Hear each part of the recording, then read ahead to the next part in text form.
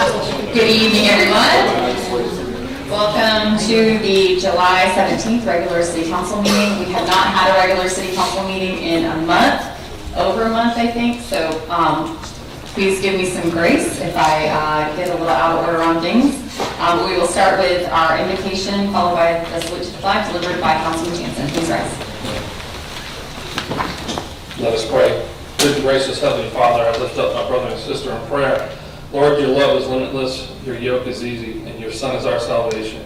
Lord, we just ask you for your blessings as we travel through our day-to-day duties. And Lord, just be with our military and our first responders as they preserve our peace. We say this prayer in your Son's name, Jesus Christ. Amen. Amen. I pledge Allegiance to the flag of the United States of America and to the republic for which it stands, one nation, under God, indivisible, with liberty and justice for all.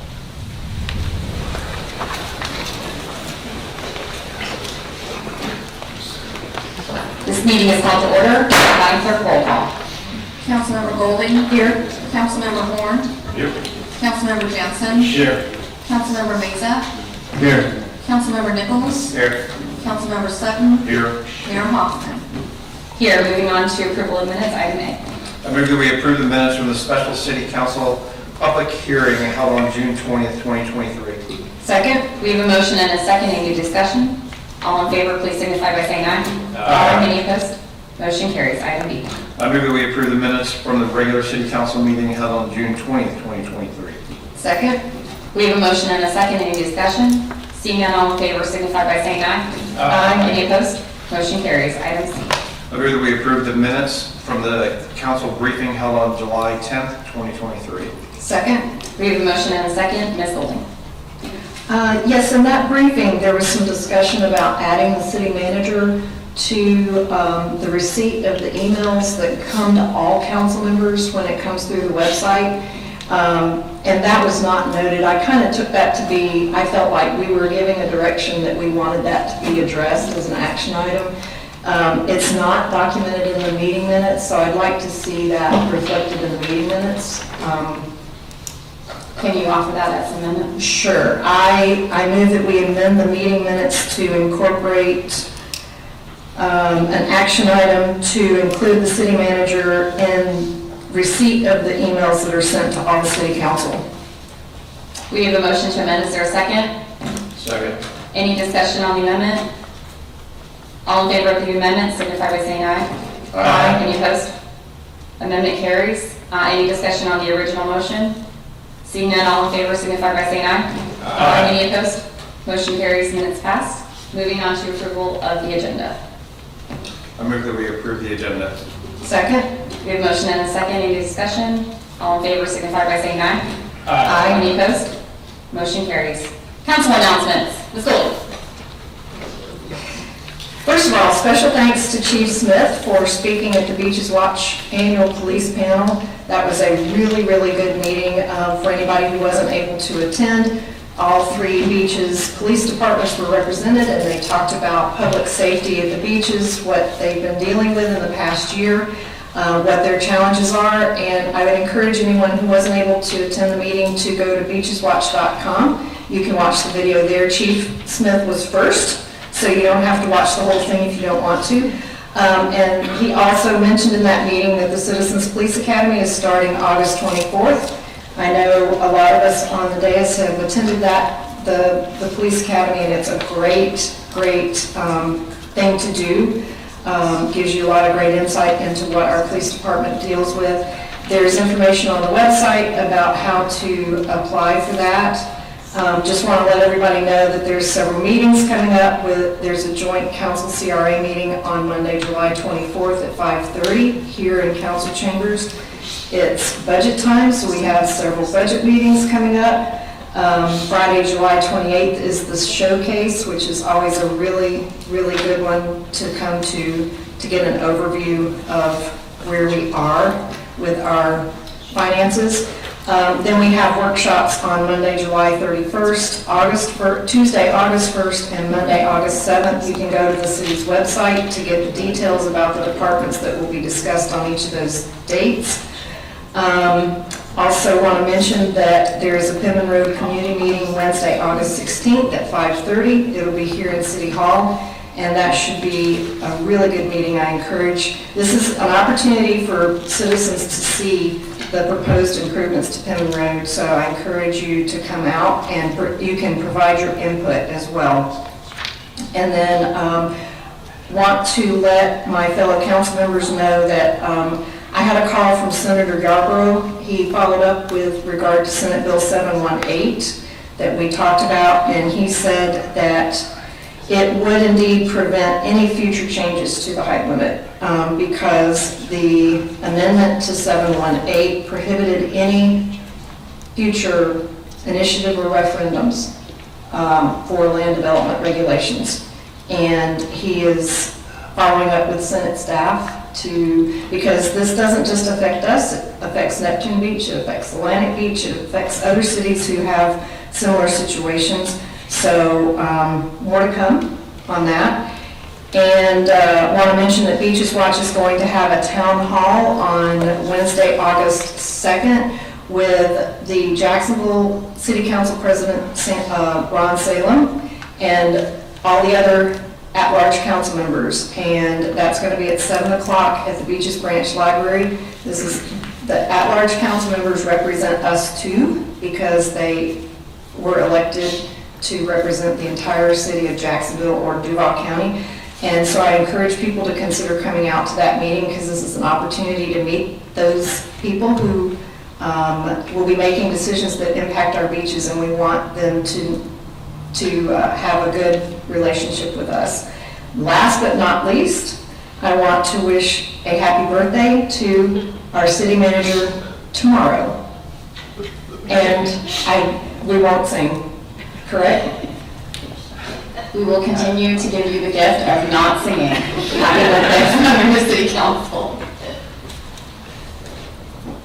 Mr. Stefan. Thank you. Just wanted to update the city council that over the past several days, we've been contacted by 2 different representatives at the Florida Department of Transportation. The first one was from an individual stating that they received the request from our police department to do a further investigation of semi-truck parking on A1A. I received a contact as well from a specific contact with Traffic Operations Studies, who's a construction project manager with them, who's currently investigating the issue and may have additional questions or requests for information through our organization. So the DOT has heard us, they are currently looking at it, and hopefully we have some positive information in the near future. Thank you, Mr. Horn. Sorry. July 29th, the Volunteer Life Saving Corps, your volunteer lifeguards in Jacksonville Beach will have their annual marathon swim. It is sponsored by the Midnight Club of Jacksonville. It will go from the Ponte Vedra Inman Club all the way to the lifeguard station in Jackson Beach. So if you want to come down and see some lifeguards swim, young and old, the ocean is open to the public, so if you feel so compelled to come and join in the swim will start at 8, and it's about 3.5 miles. If you want to come down and cheer on one of your city councilmen, see how. Which one? Which one of us is it? And laugh as I come across the line, so it'll be fun, but just something to come out and support your local volunteer lifeguards. How many times have you won that marathon, Mr. Horn? I have 2 wins. I have way too many second place trophies. I would say about at least 10 or 12 second place trophies, and I don't think we've ever been out of the top 10, so we'll leave that. I think the rest of us will just watch from the beach. Thank you, Mr. Horn. Any other announcements from council? Moving on to courtesy of the floor, we have a couple of speaker cards. As you know, we have added the process of a consent agenda to our meeting agenda, so if we have any comments on any of those items, they are read during the courtesy of the floor. Our first speaker is Roger Whiting.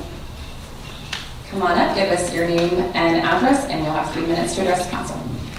Roger Whiting, 1103 2nd Avenue North, Jackson Beach. I saw the murals come up that you're voting on one for the pavilion, and I walk to the pier every day from my house, twice. So I walk by Cape at least 4 times a day, That mural is awesome that they put there. I see twice a week at least people stopping, taking pictures with their children out in front of it. I was skeptical at first, but the cost paid off, I think. And I'm anxious to see what they do with the back and the other one. The other thing is the parking at the pier. As I say, I go to the pier every day. The pier parking lot's still closed. They've been open for 6-7 months now. The hotel's been done for 4 or 5. And they were able to put all the vehicles in there for the fireworks. They had no problem getting in and out. It's a little bit of pavers that need to be done. I would like to see that get finished up so that it can get opened up for the fishermen to be able to get down there easier with their equipment. Thank you. Thank you for your kind words on the murals, and the pier parking lot is definitely on the list, on many lists. Brittany Norris. I'm not going to try to remember your title. I'm going to let you go ahead and do that. Good evening, council members and mayor. My name is Brittany Norris. I am the Director of Intergovernmental Affairs for the Deegan Administration in the City of Jacksonville. And so I'm here today just to say hi and bring greetings from the Deegan Administration. And I've also got a letter for each of you, which I'll hand to the city clerk after this. But long story short, we are excited to collaborate with the beach cities and with the city of Baldwin, whether that looks like working together on issues of resilience, affordable housing, or even just bringing in state and federal dollars to do all that benefit everyone. We recognize the beaches as an important economic engine for Duval, and we're excited to do great things together for the county. So definitely please consider myself as a resource. I unfortunately do not have business cards yet. They're somewhere in production. But if you need my email address, it's just bnorris@coj.net. Please reach out anytime. Thank you very much. Thank you, Ms. Norris. And if Brittany looks familiar to you, it is because she was a 2-term council member on the Atlantic Beach City Commission, 2-term commissioner for the Atlantic Beach City Commission. One term, I'm lying. And so she has served in local government, and so we're excited to have her working in tandem with us and for us in Jacksonville. So I hope that you have that Penman Road meeting on your calendar, because that's our big Jacksonville project. Yeah, it is now. So thank you for coming out. We look forward to working with you. And next up, we have Barbara Bauer.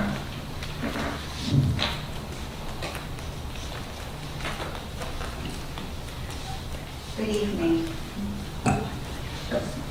I attended both of the recent workshops on Lake. You can just give us your name and address as well. Barbara Bauer, 604, you have it on the card, Cheap Avenue South, Jacks Beach.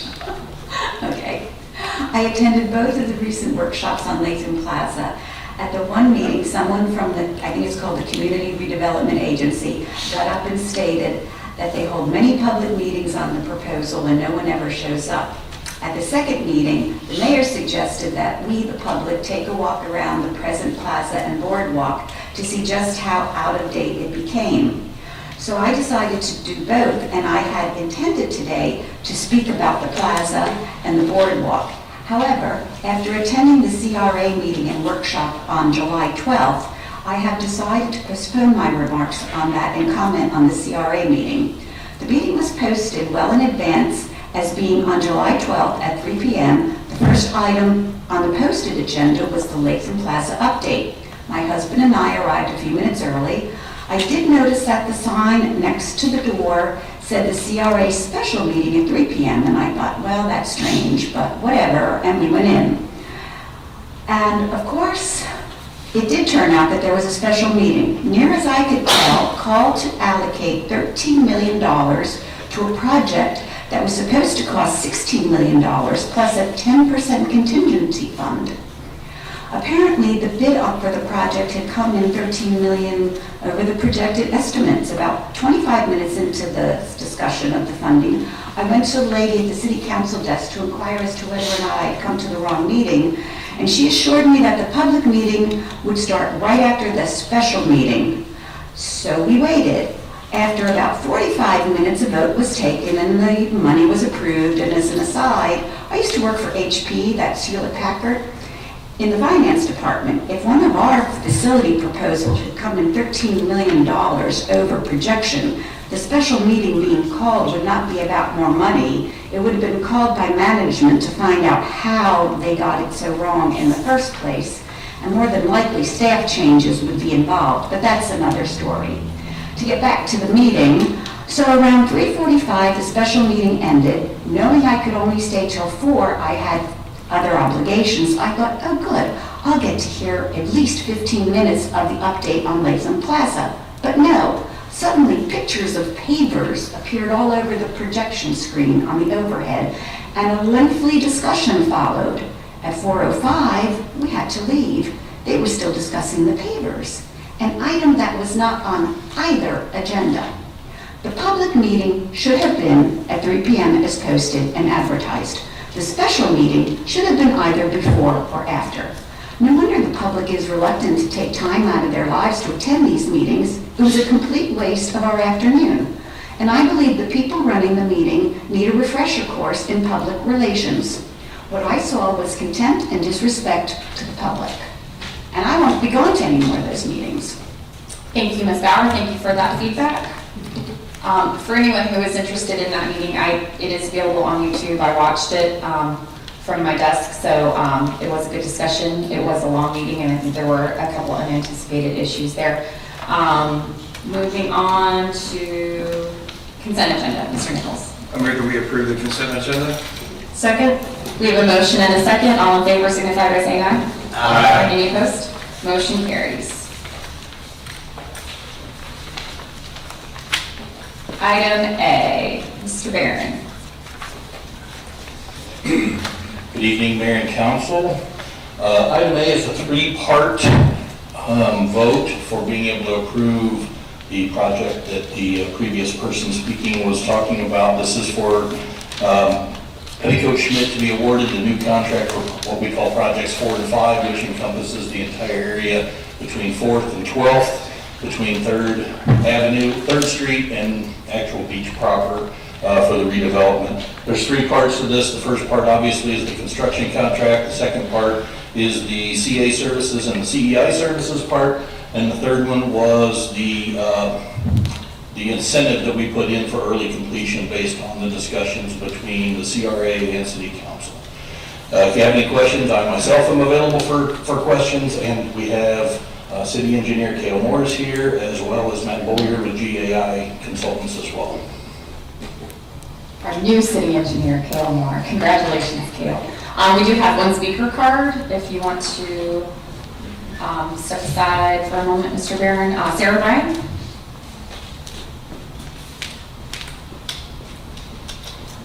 Sarah Bryan, 403 12th Avenue South, Jacks Beach, also known as Ground Zero for the previous redevelopment project that was ran by Petticoat and Schmidt.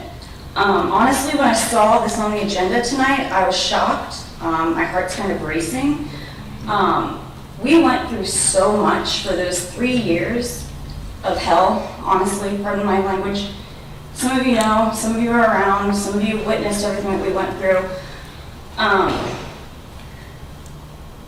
The garbage, the debris, the nails, the dirt, the noise, the lack of safety, the exposure to the residents, children playing in 300 or 30-foot deep trenches that weren't marked, the lack of gates, privacy, any thought to the residents in that smaller area was just pushed by the wayside. The lack of communication from Petticoat was insane. I just challenge you guys to table this and reach out and connect. Just do your due diligence. Talk to the past council, talk to the former mayor, talk to the interim city manager that was on board, talk to the former city manager, talk to all of Jacks Beach Public Works that was around when Petticoat was dealing with that project. Talk to Jim Vernon, who was our saving grace in this whole thing that we went through. He honestly, I spoke to him probably 3 or 4 times a week via cell phone to complain about something he was fixing for us. Honestly, that man deserves an award for the city for what he went through for our project that we had. It was terrible. Please table this, do due diligence, talk to people. I'm happy to email all the emails that we had with the former city mayor, or former city attorney. All of the presentations I made here for city council for my 3 minutes that I was given, notes on our private meetings we had with Petticoat, the mayor, etc. It's insane. If any of you live within the boundaries of this project, God help you. If any of your friends do, you're going to be hearing from them, for sure. Again, it was awful. The 150-day incentive bonus on here, it just made me laugh. There should be penalties for the extensions, for how long this will go, because if they have this project, it will go longer. I can guarantee you. So please table it. Check out the history of everything we went through as residents, and this project encompasses a lot more residents. So as loud and annoying and pissed off as we were, multiply that by like 5. It's not pretty. And some of you were here and remember, and we were awful. We were held to deal with it, I know that, but it was for a good reason. Don't put the community through that again. Thank you. Thank you, Ms. Bryan. We'll go ahead and have a motion on item 1. I move that we award bid number 222306 to Petticoat Schmidt Civil Contractors, Inc. for the construction of Phase 3C Project 4 and 5 infrastructure improvements for an amount not to exceed $27,356,084. Second? We have a motion and a second. The first question, if you could address Ms. Bryan's feedback and some changes we've made in learning our lessons from that last project. So we have made a lot of changes in our CEI services requirement. There is a fairly large investment by GAI to continue a forward-facing website for people to be able to visit to see what's going on their street or what's going on at their house as the whole entire project goes. We are working, of course, to enhance our communications throughout the people. We do understand that this project area is twice the size of the last project area. This project is a 900-day project, so it's already expected to take 2.5 years. The 150-day incentive seems like a joke, but when you start talking a 900-day construction project to complete early for 150 days at that cost, that also happens to be the same cost that's in there for liquidated damages for the project overrun. So the same $6,500 per day that they're awarded for finishing early, they're also penalized for finishing late, outside of any approved change orders or additional time that's granted based on work that was done for the engineering firm. So we have tried to enhance that. Jim Vernon is still expected to be our point of contact again. He knows what's going on. He still works throughout the city on 5 various projects going on throughout the city. Most of those are due to be done in the next 2 or 3 months. So that leaves him open to be able to travel down and take care of this project as well. Mr. Nichols? Can you discuss briefly the lowest qualified bidder process, and that, we only had 2 bidders, and that, it's a state statute that we can't just hand pick contractors to do the work?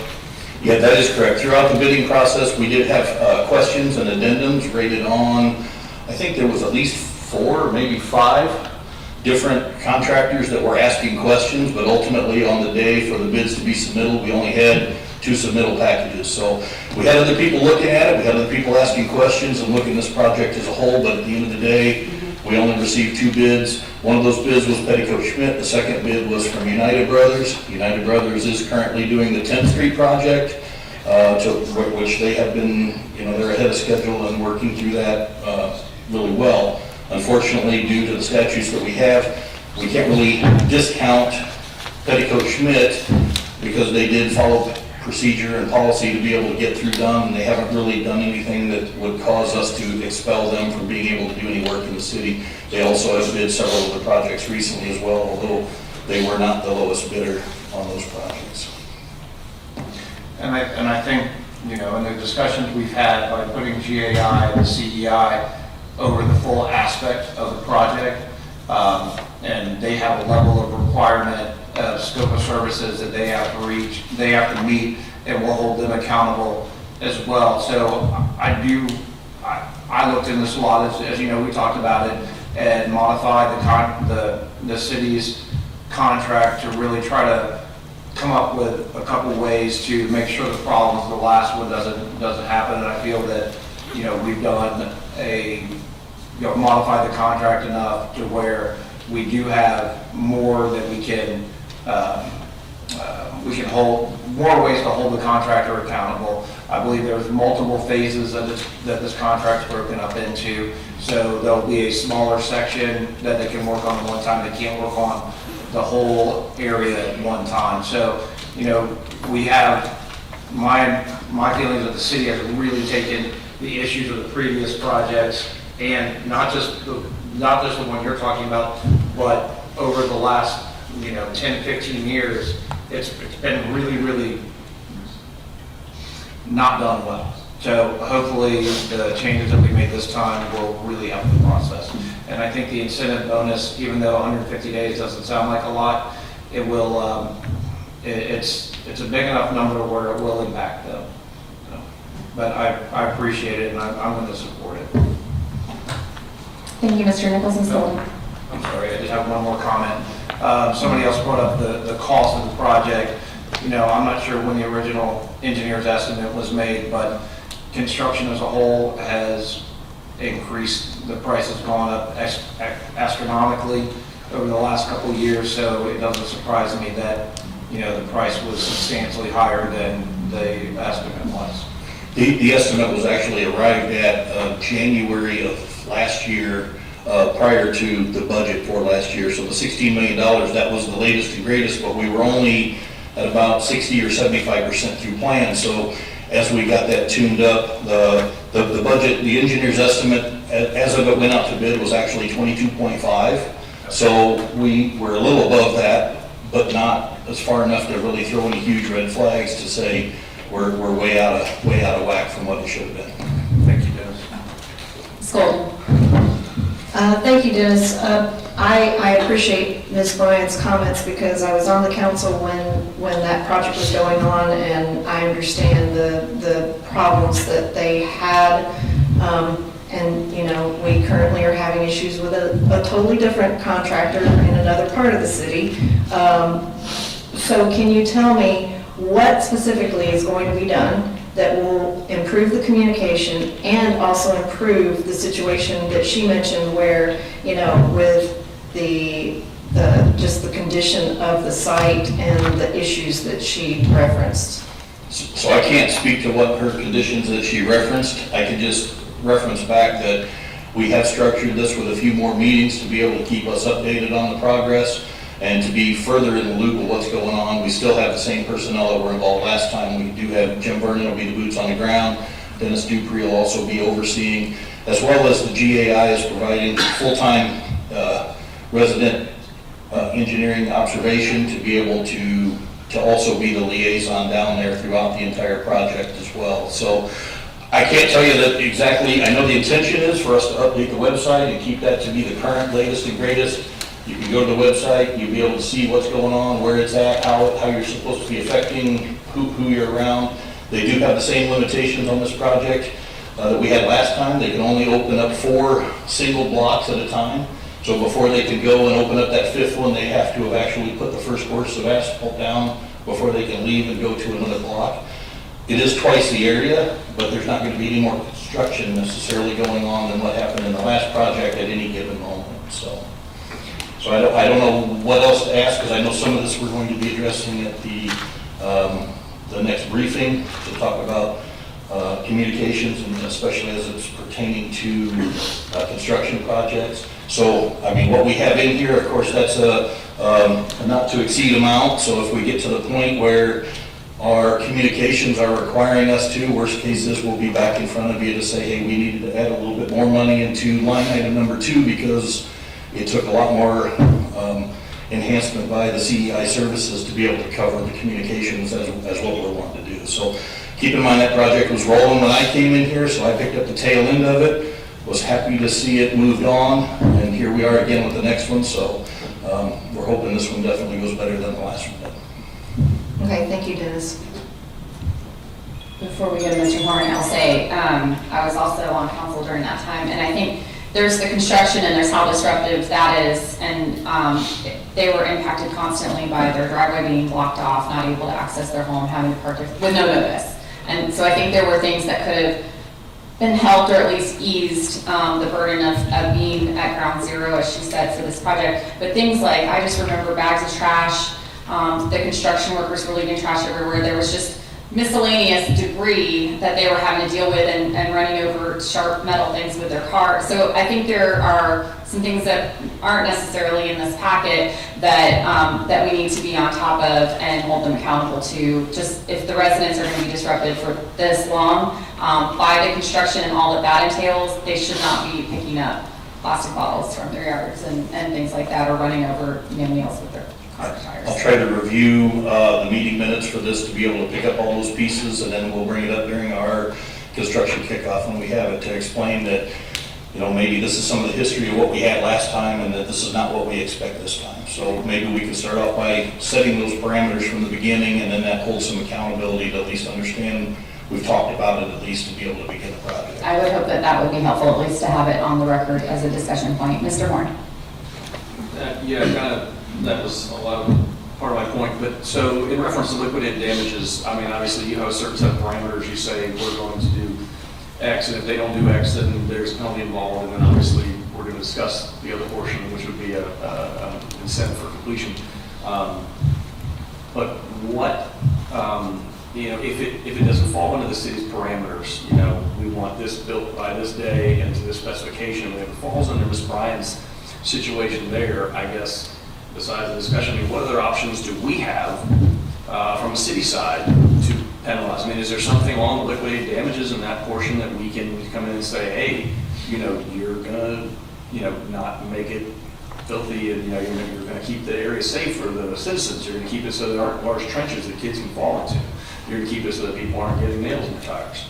I mean, what options do we have? So the liquidated damages is only tied to time.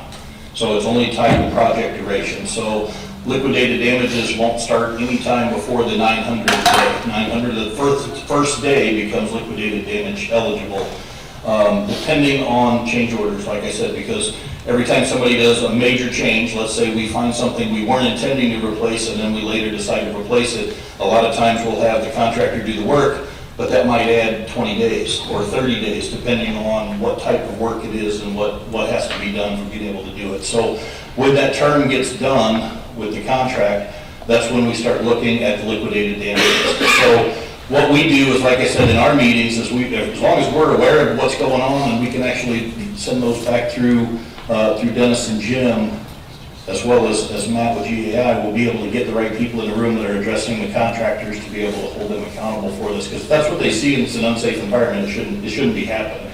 So I wasn't aware of what you were talking about. I didn't see it, but I don't know that I would have been aware. It might not have ever made it to me, or it might have just, you know, been early in the project. It was already rolling before I got here. So all I can do is say anything that we get, we'll take back to them to be able to do. And I know for the most part, GAI works as the middleman between citizens and the contractor to be able to solve issues and problems as well. So hopefully that won't come to anything too crazy. And like I said, that's what they're there for too, as well, as to monitor the safety scenario to make sure that driveways are supposed to be open to be able to get in and out at the end of the day.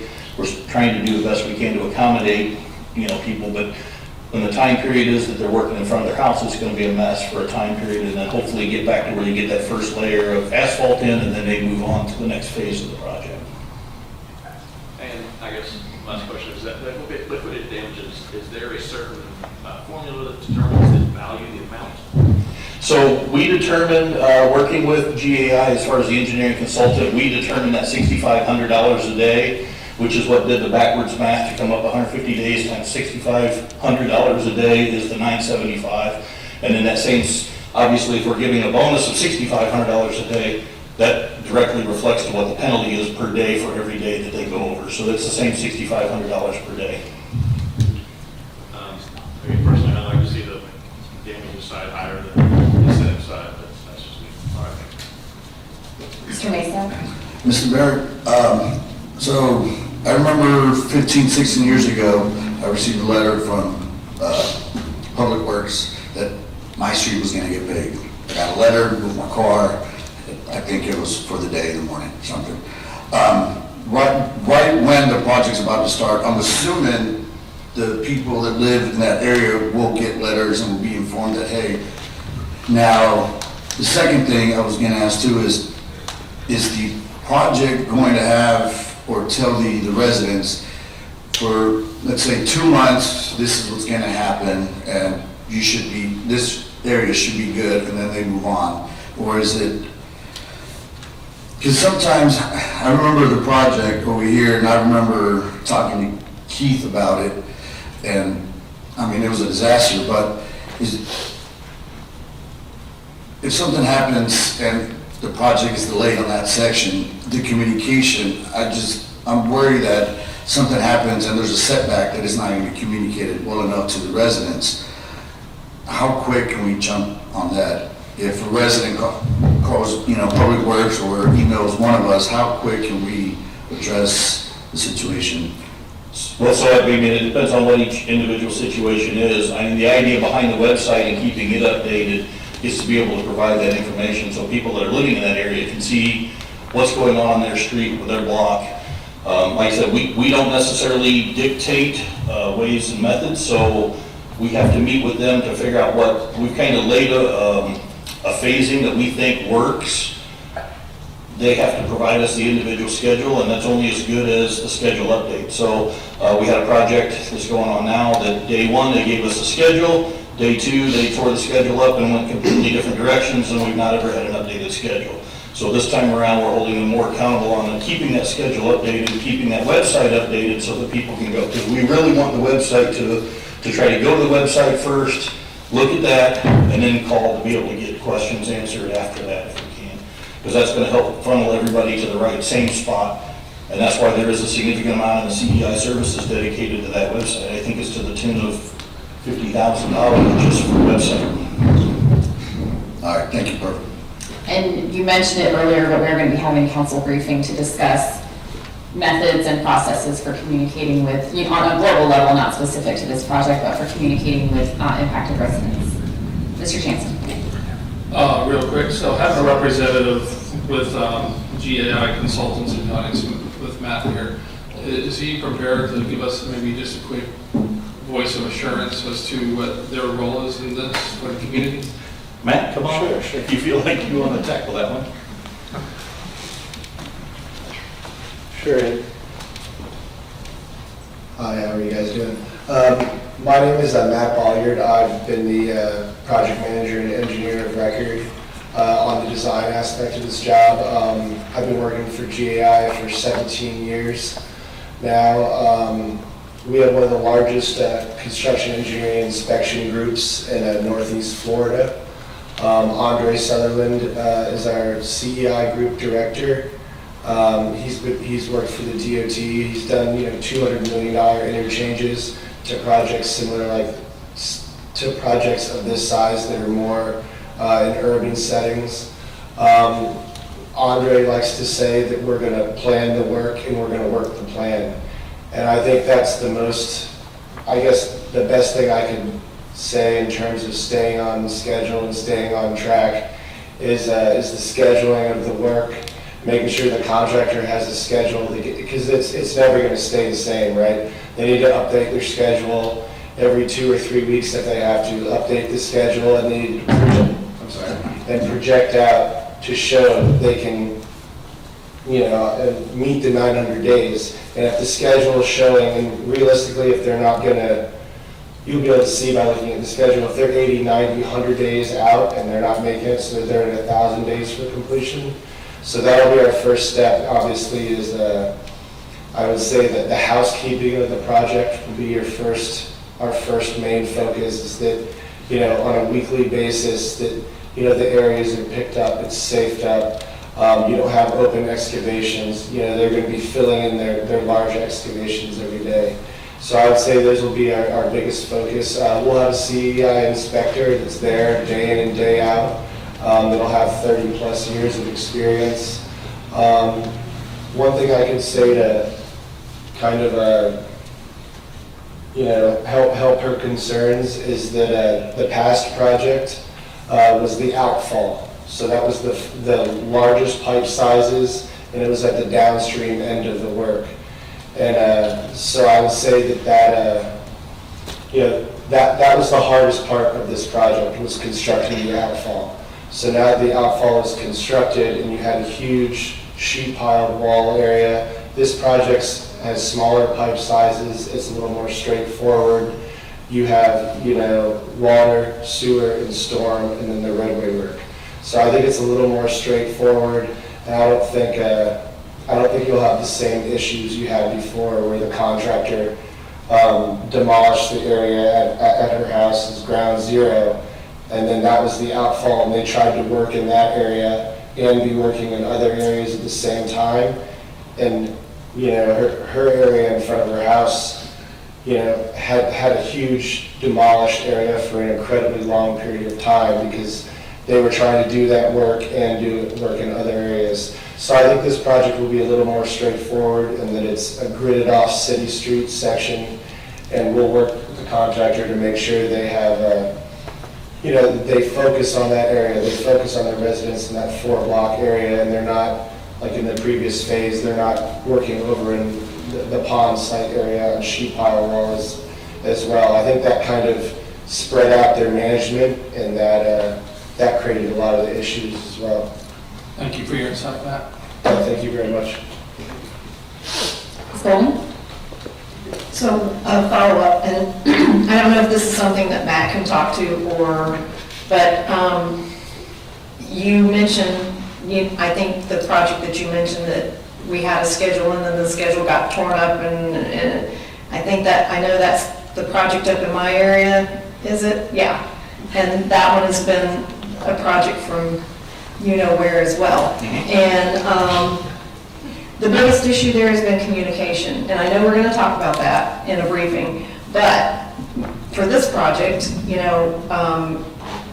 I will say that had we, if you go to the website that exists right now for the project on 4th Street North, you and I have talked about this, there's just like no really updated information there at all. So it's going to be critically important, if GAI is managing that website and updating that website, that information be up to date. And because you're right, because what we're having right now in my district is we have citizens who are frustrated. They go to try to figure out, well, what's going on? What can I expect? And that there's nothing new on the website. So if that website has information, hopefully that can help address a lot of the issues, and what can't be addressed by that, then go to the next level. But I just want to mention that in reference, in follow-up to what you said, and hopefully GAI will be able to handle that better than what's been done with the project that is going on in my district. So the CA services and the CEI services proposal, we bounced back several times to assure that we included extra time and funding for being able to keep that project updated, to be able to, the website piece was a very large piece of that funding, to be able to assure that it does become the first point of reference. So like I said, we're slowly making advances on what we're doing, and then like I said, what we're talking about in the next briefing, each time we do a project, we're making further, better enhancements. Some of our issues so far have been exactly what you said. They gave us a project website, and there it is. So here we have a project website already for this, has already been here for almost 2 years. We're not gonna make that one vanish. We're gonna keep that one to be able to, people can go back and reference what would the original design look like, and then still come in to see more of a project update status website to be able to keep track of what's going on for the construction part of it. So we are making baby steps towards being able to have better communication. And keep in mind, we have a giant thing called weather out there that seems to be screwing everything up. So we've had 3 project alerts this week that have gone out on our website, like this week and last week, having to do with complete roadways being paved, and nobody shows up because of the weather. So we're having a lot of issues with being able to schedule just around the weather. So the schedule is as best we can do it. That's what we're doing. We put out one in for this week for being able to do Jack's Drive, to be able to do the final paving down there. As long as it keeps raining, it's not very likely that that's going to get done. Mr. Harmon? And the website has information in regards to like the plan, this is when we're gonna do this is the, projected completion time. Is there information on there, I haven't seen the website, is there information on there about how to, if we're having a problem that's not addressed there? I mean, is there some information somewhere about process, who's the point of contact? Is there somebody from GAI, is there a phone number they can call? I mean, I doubt you want all the citizens calling you, and I'm wondering what the process would be to make it more streamlined for the citizens when they have an issue that may not fall under what they find upon that website. So that website will have all the same information. Even our projects now have a project sheet that basically talk about what the project is, what it affects, who are your points of contact for the engineering firm, who's the points of contact for the, for the construction contractor, and then who's the point of contact for the city. And those are all listed on there with phone numbers as well. So all that will be done as we get closer to it. Like I said, this just gets the funding ball rolling so we can write POs and then begin to the next piece. And then our next phase after that is they're going to be doing shop drawing stuff. Right now, nobody's doing anything because nobody's getting paid until we get this approved. But as soon as we can get this going, then they can start doing that piece. We'll be able to have the pre-construction meeting to be able to get together to see what their schedule is, have those conversations. That will be probably a very lengthy meeting, I'm guessing, right off the bat, just to be able to try to get a lot of stuff. There's a lot of moving parts to this particular project, a lot. Thank you for that information. Mr. Mason. Mr. Mayor, how up to date is I guess schematics, the blueprints of the street when it comes to the sewage lines, pipelines, communication? Because I remember last week you said there was some stuff that wasn't on the blueprints, and when they were excavating, you took them out. So I'm assuming that will be they will have some setbacks. Well, it won't have anything on this project because this project has gone through that entire process. So the website we have now really just shows the flat work. It shows, it doesn't show what sewer lines, but every sewer line, every water line, all the drainage is all being replaced, and then as well as all the sidewalks and roadway, curb. So this is a very extensive project. So, like I said, they've done everything they can to engineer around what's there, and then we have to wait to see what pops up in between there. If IQ Fiber shows up and fills the area full of fiber, that's all stuff that's not on the plans and prints because it wasn't there when they designed it. So the design plans that are on the website now were at least the 95, but they may even be the 100% design plan so that anybody can see what's going on in front of their house right now by looking at that project website that's there. Thank you. Mr. Eccles? I was looking at the method of compensation, and we've got 4,700 hours for the project administrator, which seems to me like 8 hours a day for a 900-day project if you're excluding weekends. And then only 460 staff hours for the roadway inspector. Seems to me that we would almost want the roadway inspector out there at a much greater level than that. I mean, that's not a significant amount of time over a 900-day project. I mean, what is that? I guess that works out to, I don't know, less than an hour a day. So it would seem to me that we would want somebody out there all day unless the project administrator is going to more or less be an on-site person that has the inspection knowledge and everything as well. I guess, and then from quality control, I mean, is the contractor, they're going to give you a quality control plan and they're going to say they did everything correctly, or are we going to, take densities on a regular basis, or? And they'll be doing all that, and I'm assuming the densities is what the roadway inspector's for, is the actual official part of that piece. Keep in mind, most of the time on a project this large, try until they get to the very, very end, and then they come through and do the final layer of asphalt through the whole entire project as a whole unit. So that pavement roadway inspector may just be the final leg of the project where they're coming in to do the final piece. He may be inspecting the densities as well as they go through the project for compaction and whatever, but that might be the last 10 weeks of the project where they're doing the entire paving over that 20-block area. But for this project administrator, but I mean, there should be somebody every day allocated to this project. Yeah, so our fee was showing the project administrator title, just because it's kind of a one-man show, so to speak, on this. It's a project administrator / senior roadway inspector. Okay. So the project administrator hours, we just showed a very senior person, so we called him a project administrator. But the project administrator is your daily on-site senior inspector person that we're going to provide. And so the hours that you saw, like the 4,000 hours, that's your daily on-site person. The roadway inspector, we just showed, I think it was a couple hundred hours. That was just budgeting for when the senior inspector, the project administrator, goes on vacation. We figured like 2 weeks of vacation a year. So we showed replacing that role with a slightly cheaper rate, with a separate person. So that's how you saw the two. So basically those two positions combined, those get you your total on-site daily inspection, and then the senior project engineer, you know, as you know, is the resident engineer, the professional engineer oversight.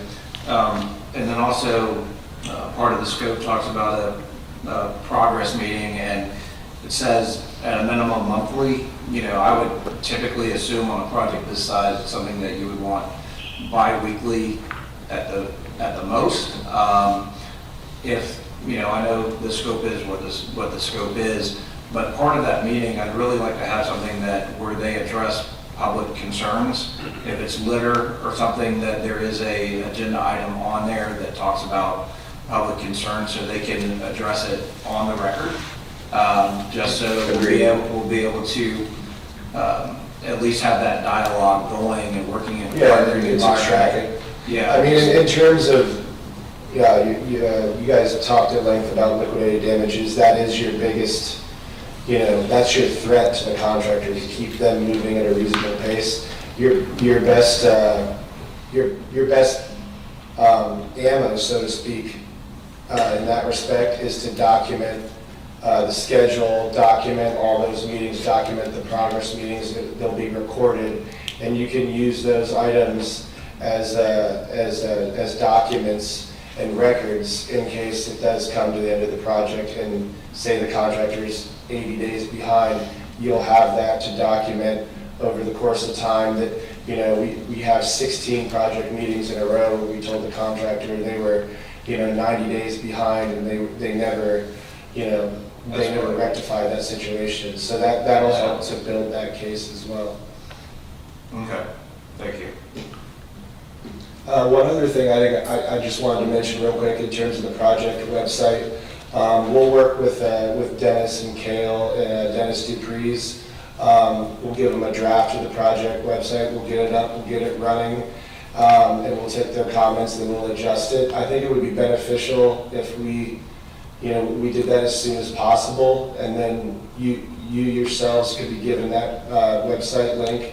I think it would be beneficial for you all to comment as well, and then we can take your comments into consideration and adjust the website based on your comments as well, just to make sure, you know, we're getting the project website is as good of a product as possible as soon as the project starts, and that way we start off on a good foot, so to speak. And I do know Andre Sutherland both personally and professionally, and he is one of the best in the business at doing this. So if it's not going the right way, he's going to get some phone calls from me. Yeah. Thank you very much. Thank you. Any other comments or questions from council? I will say, as I think back onto the prior project that we've been referencing, we had a long-term public works director who started the project, and then after he retired, I think we had 2 public works directors in quick succession before Mr. Barron joined the team. And we were very excited to have, and since that last project, we've had a complete change in leadership at Public Works and within the city. So our expectations are high, as you can tell, and I'm glad that we're moving in the right direction from there, because at that point, I know the residents that were impacted, it was just a moving target on who they could even talk to, even for the city council members. So I'm reassured that we have some steps in place to not have a repeat. of that. I know it will be impactful on the residents. That's just something it's going to come with the territory. So I'm optimistic we're going to do as well as we can with what we have to work with. So seeing no other comments on item 1, Madam Clerk, roll call. Councilmember Golding, Yes. Councilmember Horn, Yes. Councilmember Jansen, Yes. Councilmember Meza, Yes. Councilmember Nichols, Yes. Councilmember Sutton, Yes. Mayor Hoffman. Yes, motion carries. Do you have a separate update on item 2? I do not. Item 2 is simply the contract administration and the CEI services portion. Since this was somebody different than actually the construction contract with, it has to be a separate vote. But if we don't have the second piece, we're not going to get the first piece of it. Mr. Nichols, motion. I move that we award contract administration and construction engineering inspection services to GAI Consultants, Inc. for an amount not to exceed $1,309,970. Second? We have a motion and a second. Any further discussion? Madam Clerk, roll call. Sorry, Mr. Nichols. Just to reiterate, I've lived through 2 of these projects in my front yard, and it is very challenging, and I do appreciate the city putting in the additional funding into the CEI to help try to resolve some of these issues. Any other comments? Madam Clerk, roll call. Councilmember Horn, Yes. Councilmember Jansen, Yes. Councilmember Meza, Yes. Councilmember Nichols, Yes. Councilmember Sutton, Yes. Councilmember Golding, Yes. Mayor Hoffman. Yes, motion carries. And motion on item 3. I move that we approve a per-day early completion incentive up to 150 days for an amount not to exceed $975,000 in total. Second? We have a motion and a second. Mr. Horn? So I am a huge fan of what I mentioned this previously in some of the contracts, in regards to carrot and stick type stuff. You know, here's a little incentive for you to finish a little earlier. Here's a little disincentive for you to go over. Having said that, can you explain how we get to $6,500 a day? In my opinion, that's a generous amount. I mean, I'm not sure. So the conversation when we started the early completion incentive actually was a $500,000 incentive for the completion of 100 days. That's where we started, which is $5,000 a day. So what I did is when we had the meeting with CRA and we discussed with them, they expressed an interest in being willing, as well as the city council did, and willing to offer a bigger incentive up to $1 million. So that changed the number. So naturally, we started off with is that $10,000 a day for 100 days? Or do we need to spread that out a little farther? So we tried to start with the 5,000 number that we began with, and then determined 6,500 per day makes a better sense. I think Matt might be able to provide a little better backup too, as well as how we determine that $6,500 a day. Matt, can you work some magic? Yeah, sure. And then it also, so we took into account, like like Dennis mentioned, we started at $5,000 a day, but we also looked at the last several phases of the job in this same area in the downtown corridor.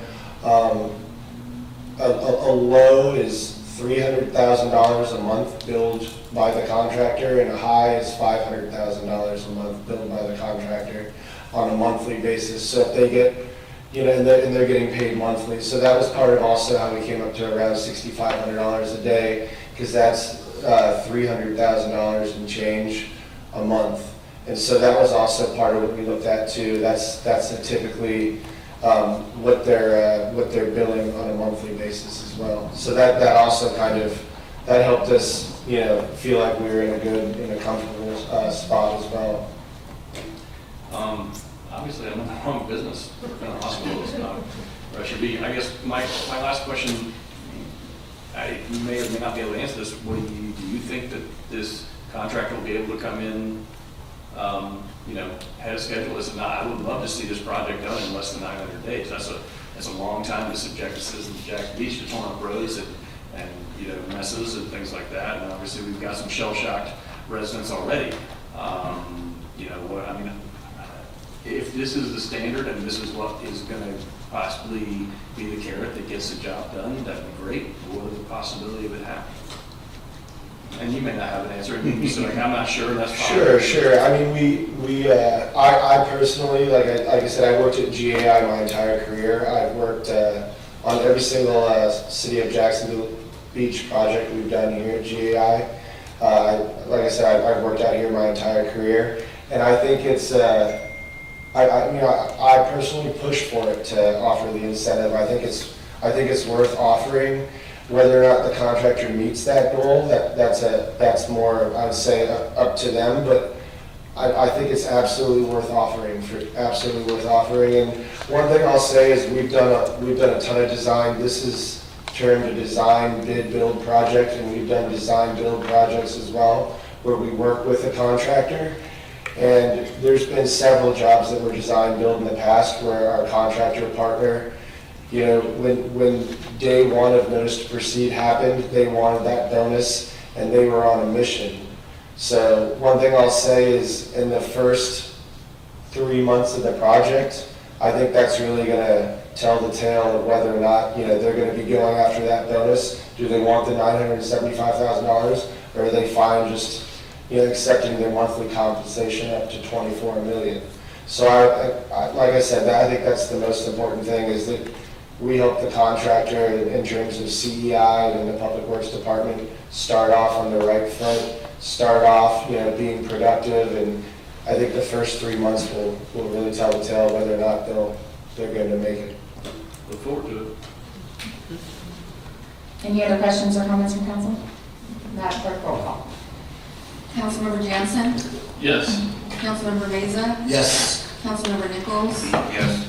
Councilmember Sutton? Yes. Councilmember Golding? Yes. Councilmember Horn? Yes. Mayor Hoffman? Yes, motion carries. Thank you, Ms. Farren. Thank you. Item B, Ms. Miles, are you presenting this one? Good evening, Taylor Mobb, CRA Coordinator. Tonight we have before you the concept for the Seawalk Pavilion mural. This has been recommended by the Public Art Advisory Committee to the CRA, and they approved that at a June 14th special call meeting. The concept is in the bottom left. That has since been revised. It will extend the entire length of the back of the pavilion as well as around the side of the boardwalk to draw in folks from the boardwalk side of the beach as well. It has been extended a little more to incorporate some, if you can see the artist, his portfolio, he's got a lot of bright colors, he does a lot of various animals, but he incorporates the natural elements in the area. So we made a request for him to do that, and in the most recent revised concept, which we literally got today, so it was a little too late to go on this agenda, he incorporated an underwater scene that has some dolphins, has some more sea life, that kind of goes around the backside, and then that wave continues around this front side, and then it kind of goes into a river mangrove-esque that incorporates more native birds. We think it's really beautiful. We're going to show that to the CRA at their meeting on Monday. And so I'm happy to entertain any questions you may have. Thank you. Mr. Nichols, a motion? I move that we approve the purchase and installation of a mural on the backside of Seawalk Pavilion by Ernesto Merengue for the amount not to exceed $50,000. Am I close on the last name? Yes. Your second. We have a motion and a second. Mr. Nichols. Yeah, I love the murals that we're putting in. My question is the old bucket slot next to it. Okay. If we end up putting I believe a hotel is supposed to go in there, if they're building directly up to the alleyway, walkway, it's really gonna, you're not gonna be able to see the mural. Yeah. And I guess my question is it really worth $50,000 if no one's gonna be able to see it? Sure. One of the spaces in the downtown action plan is to activate that space. It's kind of called out as an alleyway, and so it's always been called for a mural, even when we were contemplating a development there. And one of the things that we actually requested the artists do in anticipation of something going there is kind of scale that pelican down and scale some of the features down, so that way if and when something comes, you're not just walking down, you have this massive Pelican that you can't really tell the scale of. And so we asked him to kind of condense that, so when it is a more narrow space and it is potentially an alleyway, we can use some various elements to light it and continue to draw people down it in a safe way. And the mural will still make sense. You won't just have a giant Pelican. That's why I'd almost rather see something that has, like you were saying, something with much smaller animals Yeah. and something really small, so people will go and take pictures Yes. with it and stuff, because that's my main concern. Yeah, that was the feedback the CRA and art committee gave the artists. We're gonna kind of scale some of those down, and then again, to incorporate some of those bright colors, as we can see, our brand standard manual colors are brighter, and so he incorporated those in his revision. Okay, thank you. Any other questions or comments? Can you just speak to the process of how this was put out kind of to the art community Yes. and how many bids or how many proposals you got, things like that? Yes. So we used Cafe again, which is call for entry. We decided to use that platform after meetings early stages of establishing the art committee. That is also what the cultural council uses, and it came highly recommended. So we kind of want to follow those best practices. It also allows for a very even playing field. You know, we're not getting something delivered to our door and then something in an email and something, and it keeps everything the same. We received 62 overall applicants that were all very qualified. The art committee reviewed all 62 and scored all 62. They narrowed that down to 7. And we did Zoom interviews with the 7 finalists. And I will say they unanimously all agreed that Ernesto Morange was the most qualified candidate, and they felt his work represented what they wanted to see. And he's a native of Florida. He's in Sunrise, Florida, and he has done murals actually all over the world. He's got if you have a chance, I really encourage everyone to look at his website. He's got a pretty impressive portfolio. Thank you. Any other questions or comments? Madam Clerk, roll call. Councilmember Meza, Yes. Councilmember Nichols. Yes. Councilmember Sutton. Yes. Councilmember Golding, Yes. Councilmember Horn, Yes. Councilmember Jansen, Yes. Mayor Hoffman. Yes, motion carries. Thank you. Thank you. Item C, Beaches Energy. Good evening, Mayor and Council. I'm Jameson Parker, Beaches Energy Substation Supervisor. We have 14 substation properties, 6 are active, 8 are inactive. They have landscape, irrigation, et cetera, that's been maintained. The current contractor pulled out because of pricing going up. We did not have authorization to increase that. Purchasing rebid it out. We got 3 respondents. We would like to award to all 3. Start with the lowest first. If they're not available, go to the second, and then so on. We maintain the properties once a week, April to October, and twice a month thereafter. Thank you. And motion?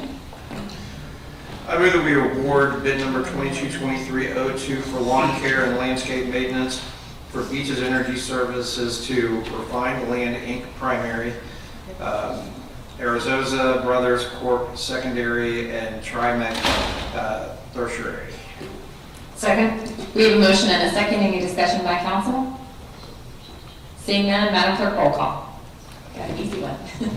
Councilmember Nichols. Yes. Councilmember Sutton. Yes. Councilmember Golding, Yes. Councilmember Horn, Yes. Councilmember Jansen, Yes. Councilmember Meza, Yes. Mayor Hoffman. Yes, motion carries. Item D. Bucket truck.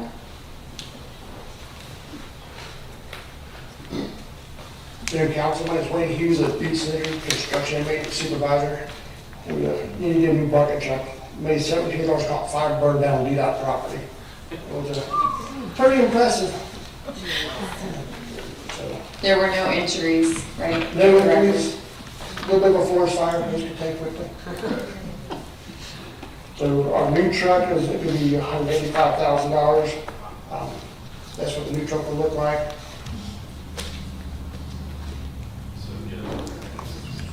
Any questions?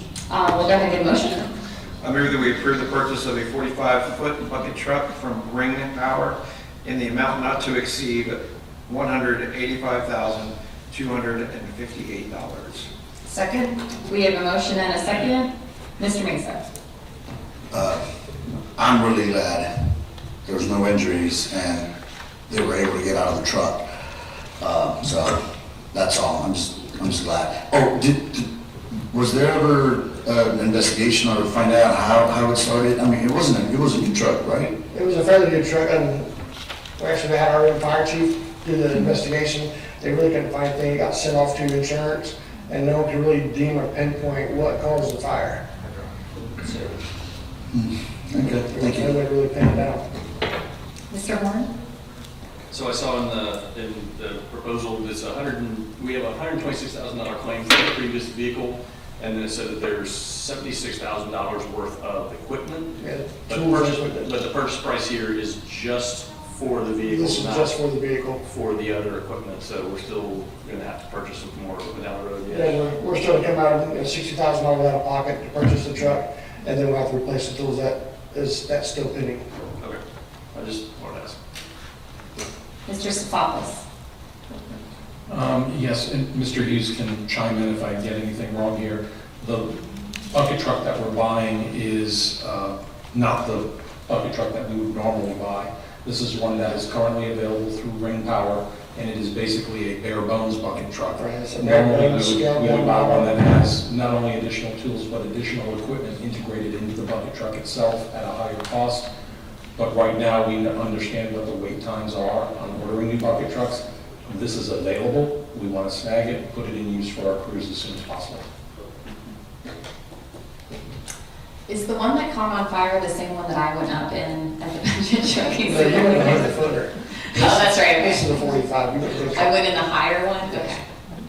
Cool, good to know, thank you. Any other questions or comments by council? Madam Clerk, roll call. Councilmember Sutton, Yes. Councilmember Golding, Yes. Councilmember Horn, Yes. Councilmember Jansen, Yes. Councilmember Meza, Yes. Councilmember Nichols, Yes. Mayor Hoffman. Yes, motion carries. Item E. Mr. Seeley.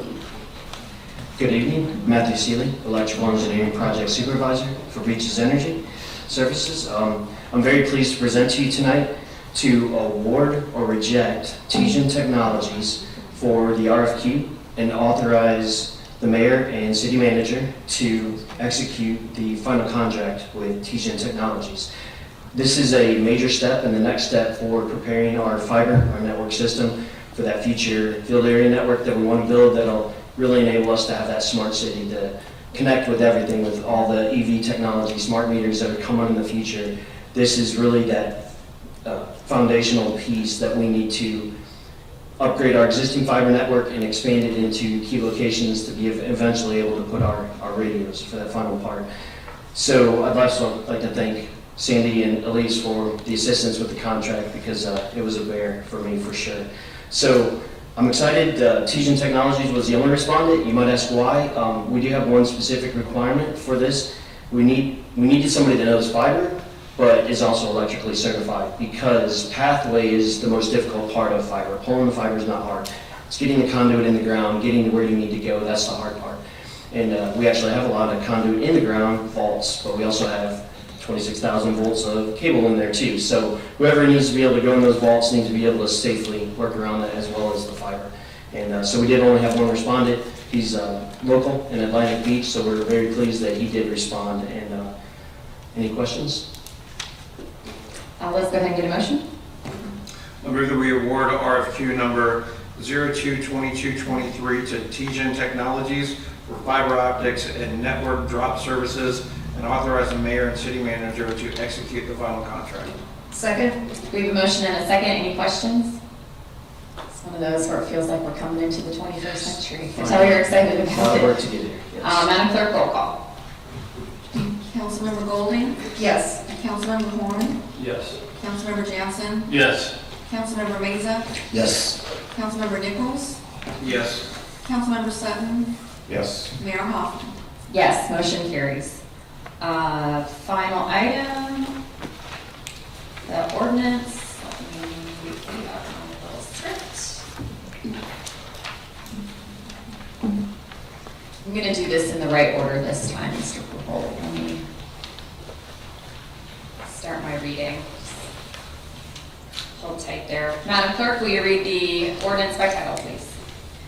An ordinance of the City of Jacksonville Beach, Florida, establishing a planned unit development PUD zoning district within the city of Jacksonville Beach, Florida, as provided under Chapter 34 of the Code of Ordinances of said city, providing for repeal of conflicting ordinances, severability, and an effective date.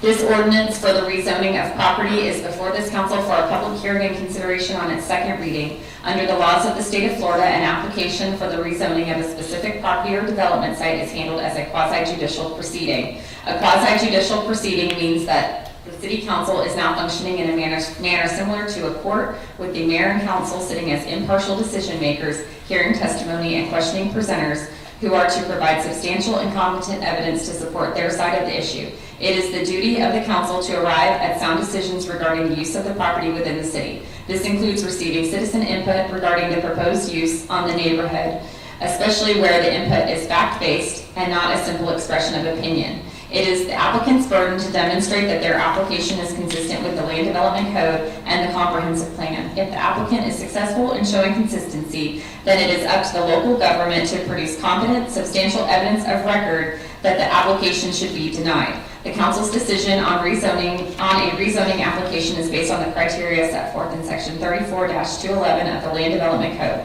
Each member of the council has been provided a copy of the criteria. In addition, the council has received a copy of the application and the staff and planning commission's recommendation on this rezoning request. I will now open the public hearing on ordinance number 2023-8199. We will begin with staff presentation. Good evening, Christian McCauley, Senior Planner. As this is the second reading, I'll just be brief, but this is a PUD request from Beam, the thrift store organization. They have an existing facility that's on 1110 Cheddar, which is the northernmost property on this picture. And then they recently signed a lease for 1147 First Avenue South, which is the one below it.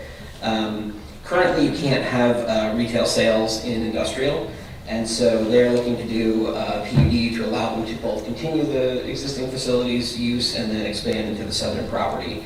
At the last meeting that we had, there were a couple questions about the site plans and the parking calculations that were brought up.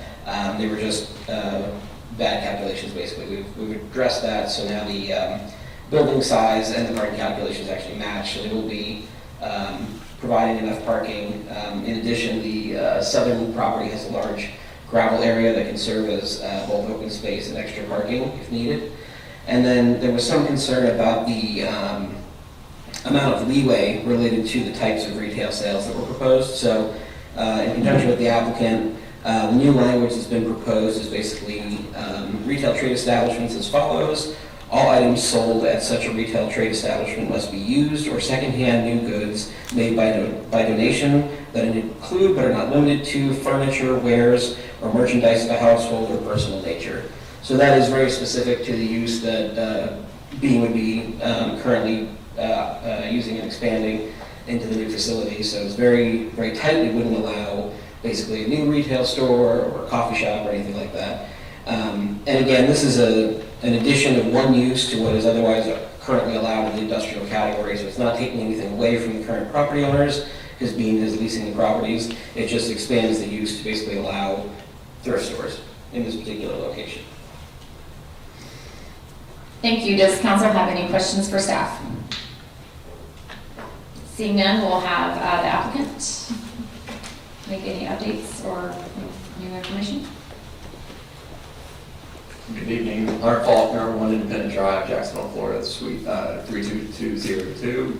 On behalf of Beam, I would like to defer to the staff report, given the comments that Christian just made. The two items of concern, which were related to parking calculations and the definition of the retail trade establishment, were vetted and modified to hopefully tune those a little bit closer to, well, the parking calculations is exactly what we were looking for, and tune the language more along the lines of what this building was looking for.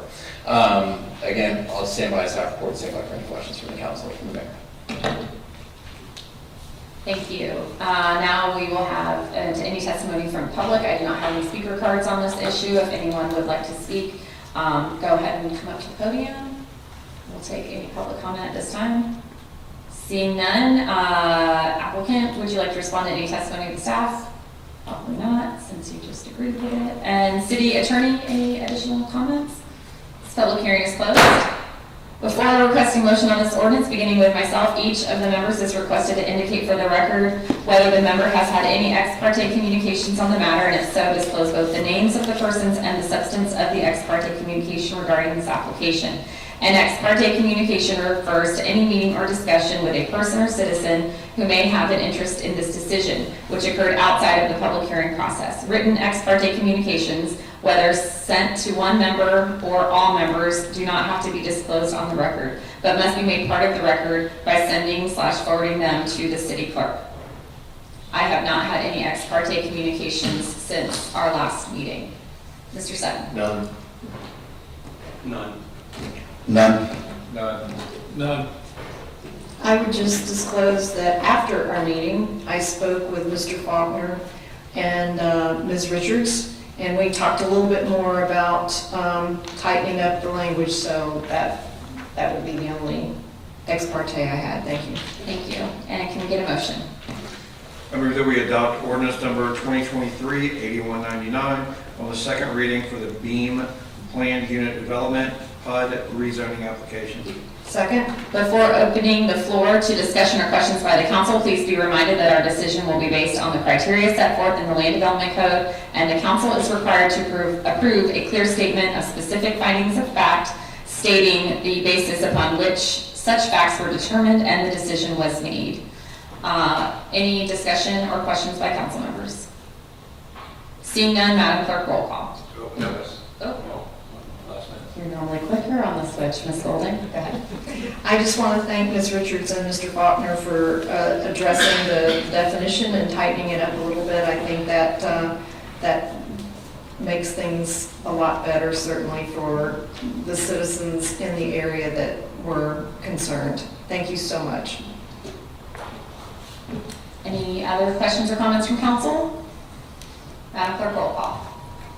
Councilmember Horn, Yes. Councilmember Jansen, Yes. Councilmember Meza, Yes. Councilmember Nichols, Yes. Councilmember Sutton, Yes. Councilmember Golding, Yes. Mayor Hoffman. Yes, motion carries. Motion to adjourn. Is there a second? Second. All in favor? Aye. Any opposed? Aye. Meeting adjourned.